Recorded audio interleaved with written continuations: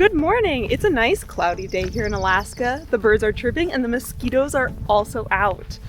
I'm about to start The Cruel Prince, and I know practically nothing about this book, which is my preference for going into books. And that's not because I'm trying to avoid spoilers, it's more motivated by me wanting to keep my opinion concentrated Chloe. I don't want to be influenced by the outside. So this is going to be a very honest, real-time reviewer experience. The only things I know about this book is it involves Faye, and that the love interest is somewhat controversial. Honestly, that's what kind of made me want to read this book, because no matter what else the love interest is going to be, it's probably not going to be boring. So I will update as I go with things I'm liking, things I'm not liking so much. We'll see.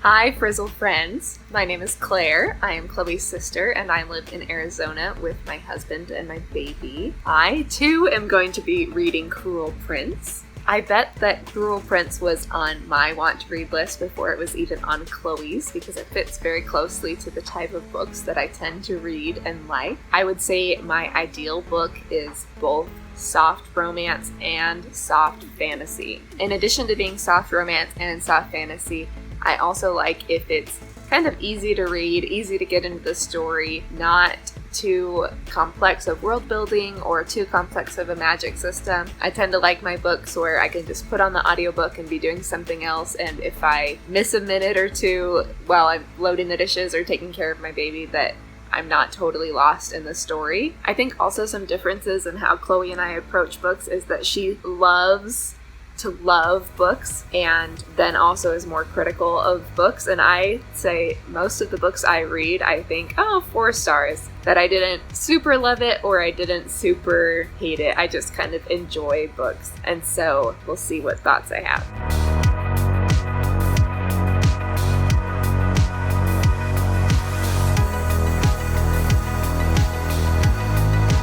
Hey guys, coming at you from my nursing chair. Got my nursing cart right here with all of my nursing snacks and essentials. So I started the book today and I'm about 40 minutes into the audiobook through about chapter 3. First impressions are that I like it. I thought the scene where the elf dad Maddox shows up at their house gave me Privet Drive vibes, which I liked. It felt very much like Hagrid or Dumbledore showing up in the Muggle world, which I thought was kind of cool, even though it then turned kind of scary violent. I'd say one thing I like so far is the atmosphere, that you can get a feel for the book without there being too many world building details.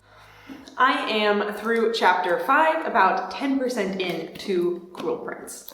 And I am really liking the book, but not so much the romance. Let me elaborate.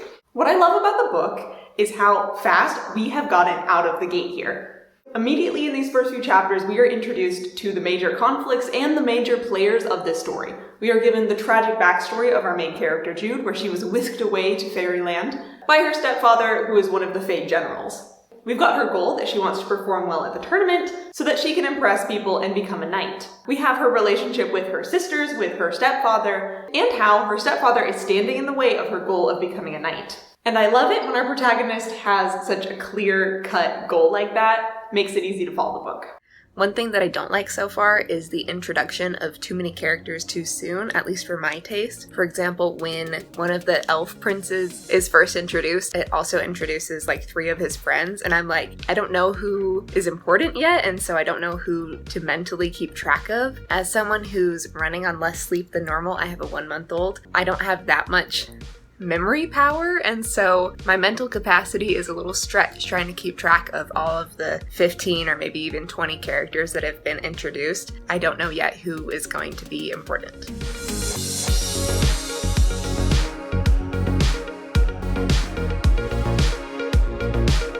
We also get introduced to her little squad of bullies, the fairy royalty, including Carden, her future love interest, and I can see why Carden is controversial. I get it now. This is why. It's a bully romance, isn't it? And I didn't know that going in.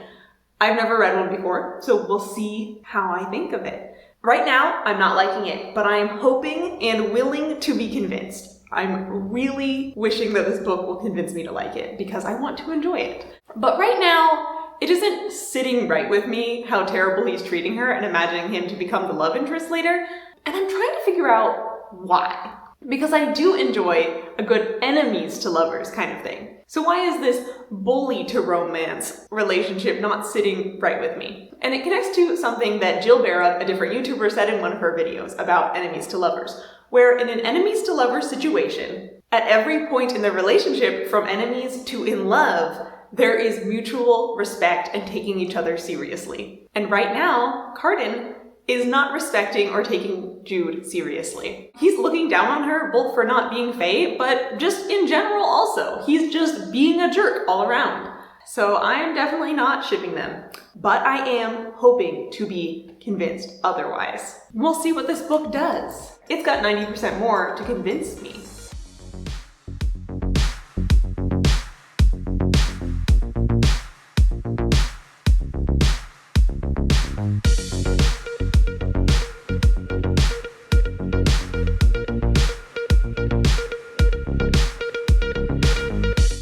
Okay, so I just finished chapter 9. In earlier chapters in the book, I thought that the interactions between Jude and Cardan were kind of immature, and in the first few chapters where they interacted kind of reminded me of like Draco teases Harry Potter, but now there seems to be more depth to it. I think from the little bit that I've heard about the book, it seems like Cardan is going to be the love interest, even with Locke introduced as almost like a decoy love interest. It definitely seems like they're a long way from being a true love interest, which if that is what's going to happen, then it would make for a very satisfying enemies to lovers plot because they are truly enemies right now. But I don't feel like I'm rooting for it yet just because Cardan doesn't seem very likable. Maybe that's because he doesn't seem very vulnerable or have any good or pure motivations of his own, but maybe once we understand his motivations a little bit better, then it would be easier to root for them to be together. But I love a good enemies to lovers plot, so we'll see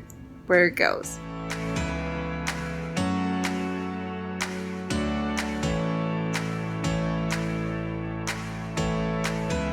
I'm about 40% through, just finished chapter 14, and everything about this book is growing on me. I tried to find the most fairyland background that I could. Look, we've got some lupins, some dandelions. I love the direction that the main plot has taken. Jude has been recruited into becoming a spy, and I love how we have pivoted from the original plot. She wanted to be a knight, roadblock came in, and she went right around it and found a new goal. Even though this opportunity was given to her, she did decide to take it and decide to take that risk. And there is so much risk in her new spying abilities that the stakes of this story have effectively been raised. Mosquito. Something that I'm also digging with this book is the vocabulary. Even though the target audience for this book is undeniably young adults, the vocabulary for this book can get quite advanced and very much old-timey fairyland feel. I love it. There's also a side plot where Jude's sister Taryn is getting into a secretive and potentially questionable marriage arrangement. I'm calling it right now. My prediction is that she is engaged to the evil older brother prince. I've forgotten his name already. That one, though. I'm also loving the twisty romance brewing between Jude and Locke, because I feel like we don't yet understand what Locke's motivations are in this situation. Why is he courting Jude? He might imply that it's because he likes her, but I'm feeling like he's secretly evil, right? And that's another little twisty plot that I'm enjoying. But of course, the thing that I am enjoying the most is the developments with Cardan. I'm not quite sure if I'm ready to ship them yet, but this book, it's doing real good at convincing me. We got to see Cardan's tragic backstory of being abused by his elder brother, and it turns out he's a sad boy who likes to read Alice in Wonderland. And yes, that all did make him more sympathetic, but the thing that sold me on Cardan, the thing that made me say, okay, you could stay, is that he wrote Jude's name on a page over and over and over and over, which is a little weird, but what I liked about it is that it addressed my earlier complaint, that it felt like he didn't respect her, that he didn't really think much of her. And seeing that he is obsessively thinking about her, this is pretty obviously some misplaced romantic attraction. Am I right? Am I right? Turning into disgust and anger? Maybe he's bullying her because he's trying to impress his jerk older brother to get out of a little abuse on that end? So I just liked seeing that Jude is obviously a much bigger part of Cardan's inner thoughts than was implied at the beginning from his nonchalant bullying attitude towards her. What I really need for these two now is for them to get on a quest together and have a common goal to work towards. Because that would both feed off their drama of their current rivalry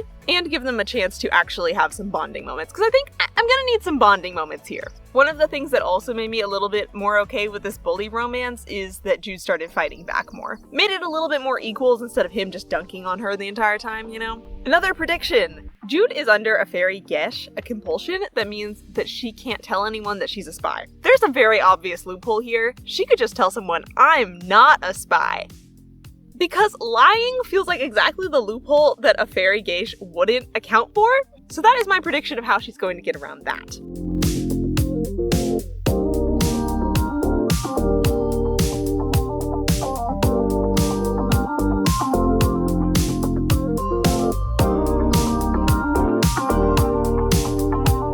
I really like the political subplot of what Jude is learning as she's spying for Prince Dane. I think that's very interesting.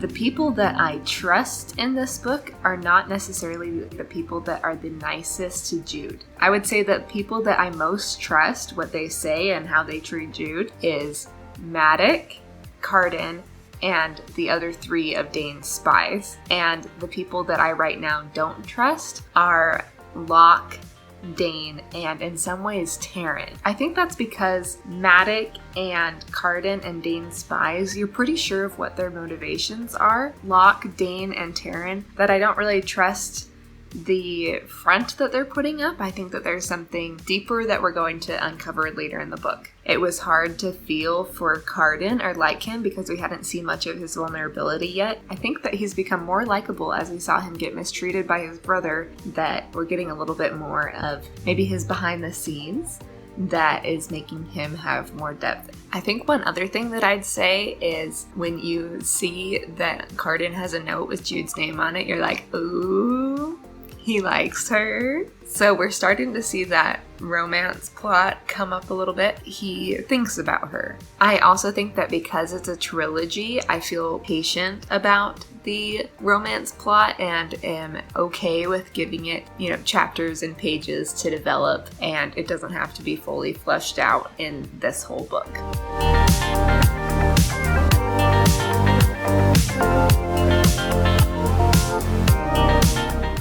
Hello, I am 2/3 through The Cruel Prince. I just finished up chapter 20, which is the end of part 1.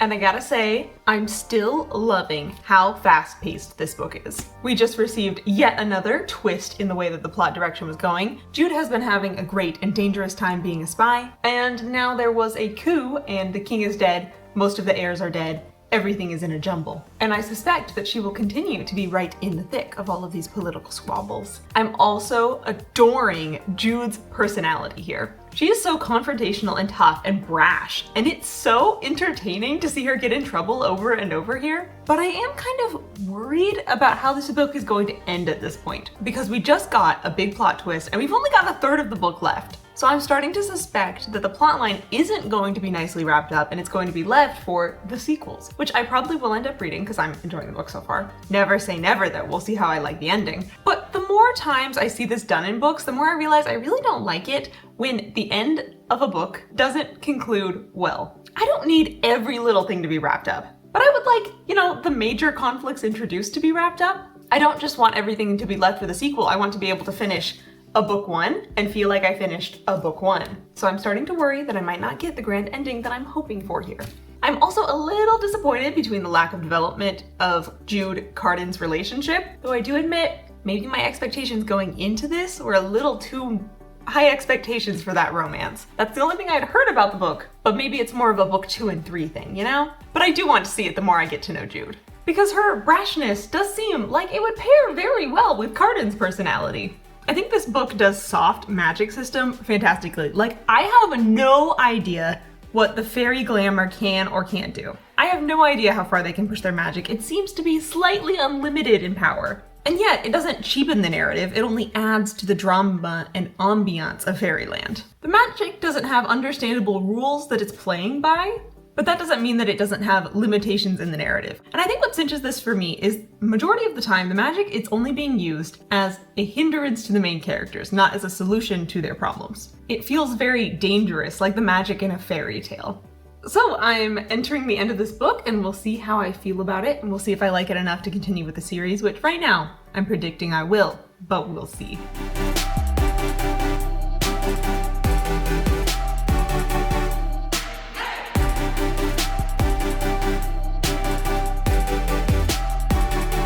I just wanted to comment on not necessarily the coup, but some of the relationships that we saw unfold in this chapter. First of all, totally knew that Locke was sus. Locke had said of himself in the past that he was a fan of dramatics, and so it would make sense that he would want dramatics in his relationship. It would make sense that he would want Taryn to prove her love to him by giving him up to Jude, which is pretty messed up, but interesting. Definitely dramatic, if that's what he was going for. At the coup, it said that the only person that wasn't on the stand with the royal family was Cardan. I wonder if he had set Cardan aside as backup in case the coup didn't go well, which it definitely doesn't seem like it went according to plan. In a previous chapter, when Balkan was having Cardan beaten, he said that it was because he loved him. And I wonder if Balkan does care for Cardan and set him apart as also a way to protect him. I'm interested in how Jude and Maddox will relate, how Taryn and Jude will relate after that, and what's going to happen with Cardan and Jude, and who Jude will feel loyal to now that Dane is dead, and that she might feel like Maddox made a choice that she didn't support.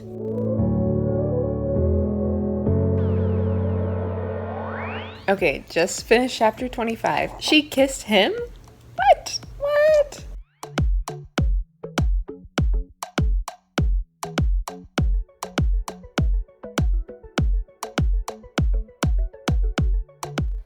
So, I underestimated this book, which is a very happy outcome, I have to say. And I underestimated this book in a few different ways. One, I went into this book thinking that this was just going to be a silly, drama-filled romance without much literary depth. My impression of this book was one that was very popular with the pop culture trends, with the TikTok. And I was pleasantly surprised to find a book with actually a lot of emotional depth, a advanced vocabulary, beautiful prose, and I think I just need to check my biases. Because somewhere in my head, it went all popular books are on the trashier side. Obviously, this is false. Yes, there are a lot of popular books gaining traction around now that might not be the most literary masterpieces and are more just gaining buzz because of how absurd they are. But that is obviously not all popular books, and I am ashamed to say that I just lumped this in with that crowd. And it really doesn't deserve to be there.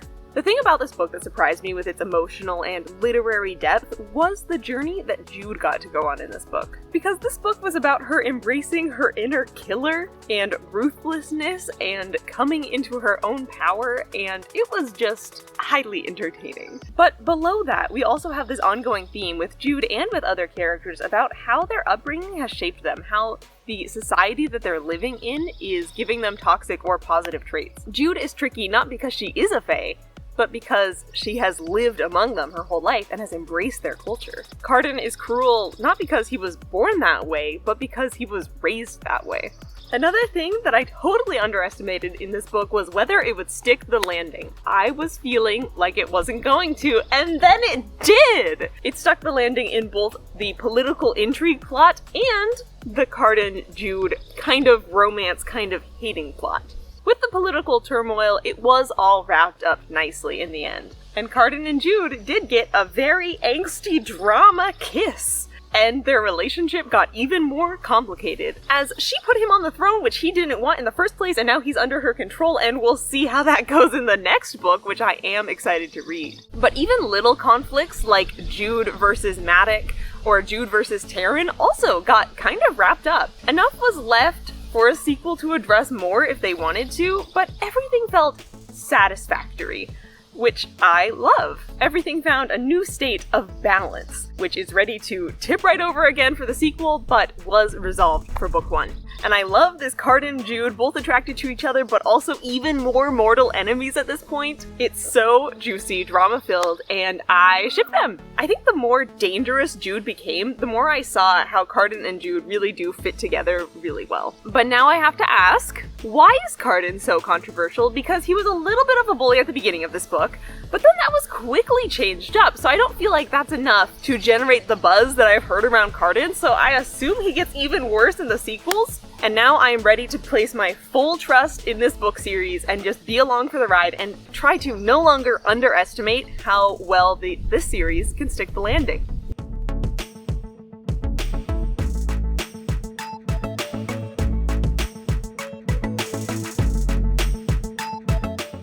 I just finished the book and I would say overall I liked it. I think one thing that was hard for me and probably would have been easier if I was doing a paperback instead of the audiobook is that because of some of the tricky wording of some of the fairy promises or oaths, that was hard to understand what was happening unless I was really paying close attention, which, as I mentioned before, I wasn't paying super close attention because I was usually listening to the audiobook while multitasking and doing something else. Because a lot of the plot points hinged on loopholes of fairy wording, some of the plot points I was a little confused on what happened. There were several times that I texted Chloe to say, am I understanding this right? From that standpoint, I might have followed the book a little bit better if I was reading a paperback instead of listening on audio, so that if I was confused, I could easily go back and read the exact wording of what the promise was, what the loophole was. For example, I was curious at the end of the book at what point Jude decided that she was going to crown Cardan, and I couldn't tell if that was a subtlety that I had missed because I wasn't paying close enough attention or because it was vague so that all readers weren't supposed to know that that was what was going to happen. But I would say overall I liked it well enough that I have put number 2 on hold. I'm especially interested in seeing more of Jude and Cardan as a team. I liked them working together, and because she kind of double-crossed him there at the end, I think they'll of course have to work back up to that level of trust, but I think that will be interesting. Now I'm gonna go watch Chloe's reaction to the book. This book was chosen for me in a YouTube community poll. Thank you for everyone who voted in that poll. If you want to suggest future books for me to read and vote on those options, head on over to my community tab on my YouTube channel to voice your opinions. And I'll leave a direct link for that in the footnotes of this video. Because this turned out really well, and I am ready to place my faith in the collective again. Okay, I'm back after watching Chloe's clips, and I'm actually surprised how similar our reading experience was. But let us know in the comments below if you would like to have another dual sister vlog for books 2 and 3, if this was an entertaining format. If you made it to the end of the video, leave a crown emoji in the comments, and if you've read this book, please let me know what you think of it. Subscribe for more book videos on Frizzle Fridays, and thank you for watching.